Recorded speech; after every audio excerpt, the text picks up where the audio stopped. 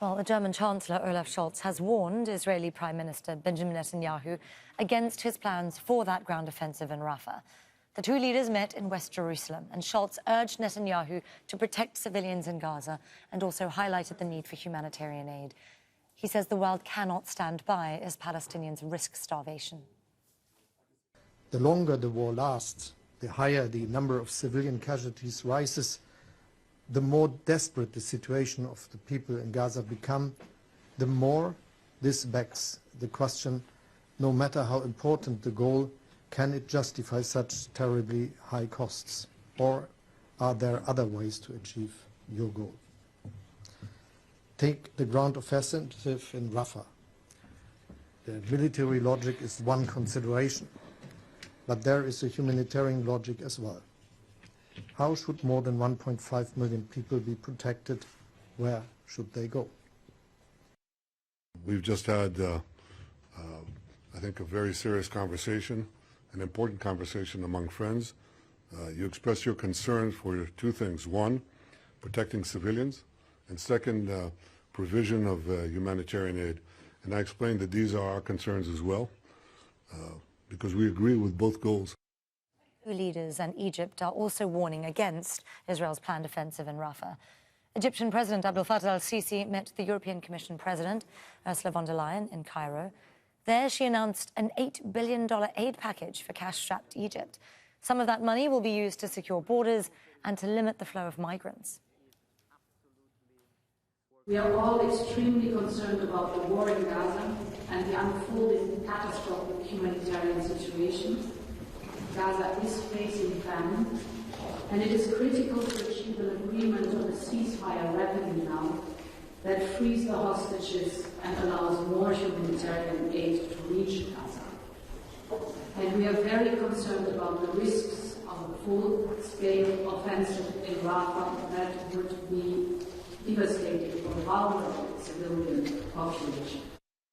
Well, let's bring in Ulrich Brueckner. He is a professor of European Studies at Stanford University in Berlin. He joins us live from there now. Ulrich, it feels like we've seen quite the shift from von der Leyen. I remember when she flew to Israel in those days after October 7th, and then also given the history, very strong words from Scholz. What is behind this shift? Is this about public opinion? No, I think one has to differentiate from the very first beginning. We had more than a year of a European Union criticizing what's going on in Israel and in Netanyahu's government in particular about democratic backsliding. And there were criticism about corruption cases. And the criticism kept going, and the differentiation was always present when either the foreign minister of Germany or the chancellor talked to high officials of the Israeli government. And the way it was portrayed in Arab media was it's black and white. Germany stands side by side with Israel and backs whatever violation of international law. This is not the case, so therefore it's not a swing to the other end, but maybe the tone became much more explicit. But the differentiation has always been part of the German and the European Union political position. Well, it was interesting to see the tone of this press conference that just took place. Netanyahu was saying this was and I'm quoting it, serious but important conversation amongst friends. What is actually being said behind closed doors? How much influence does Germany have right now on Israel? Well, unfortunately, the influence is not very strong. There is no such thing like a dependency on delivering weapons compared with the United States influence. It's really small.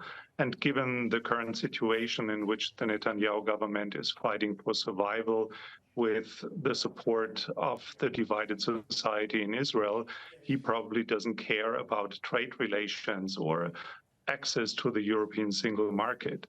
This used to be a leverage in peace times, but at the moment, I don't really see that there is much leverage. So all Scholz can do is naming and shaming if things go in the wrong direction. And it clearly goes in the wrong direction because a military solution, a military strategy that is so short-sighted that it doesn't have a plan what to do afterwards and what the humanitarian costs of this is. is simply a political loss that will last much longer than any potential victory that one can claim like mission accomplished. You say naming and shaming. Is there, do you think, an increasingly unified position amongst European allies? There have been deep divisions during the course of this war. Well, I wouldn't call it a deep division. There are some countries that simply have more room for maneuver to openly criticize if things go in the wrong direction. Germany always used a more diplomatic position. They underlined the right of Israel for self-defense, but they also underlined that it has to be proportional what Israel is doing. And in a situation in which the most densely populated part in the whole region is a subject to a massive military attack, there is not much of a proportion, not to speak of a plan B, what to do with the people. This is, of course, a terrible situation for the Palestinians in the region, but everyone in the wider Middle East has to ask him or herself, what is my contribution to make people less suffer and not only point the finger at Israel? Let me ask you, within the context of what we're seeing in the Gaza Strip now, what do you make of the aid promises from Europe? We've also been hearing criticism that this kind of parallel aid infrastructure, the airdrops, the maritime corridor is making, to some extent, these other countries complicit in allowing Israel to continue its war. Well, what would be the alternative to watch people dying and then writing a chapter in the history book of a terrible disaster that keeps going, that we watch people dying because we didn't do anything?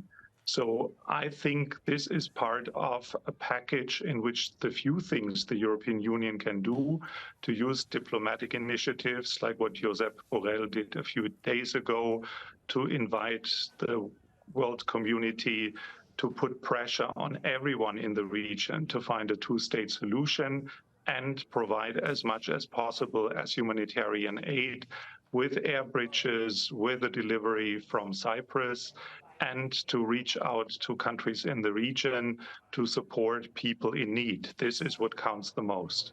You say there were no other options left. I mean, the other option would have been to have Israel open the land borders. Now, the US potentially has the leverage to do that. The European allies of the US clearly have some influence there. Is this basically an acknowledgement that Europe has no influence over Israel when it comes to requesting humanitarian access? Well, as I said in the beginning, the leverage from the Europeans is very, very limited compared with what the United States theoretically can do. But Biden is under pressure because his country is divided between strong supporters of the Palestinian point of view and a very strong Jewish lobbying group. And it's an election year. So theoretically, he could do much more than anyone else. Practically, it will fire back and it will have a high cost if he only takes one side. Ulrich Brueckner there, Professor of European Studies at Stanford University in Berlin. Always great to get your thoughts and analysis on Al Jazeera. Thank you for joining us again, Ulrich. Thanks for having me.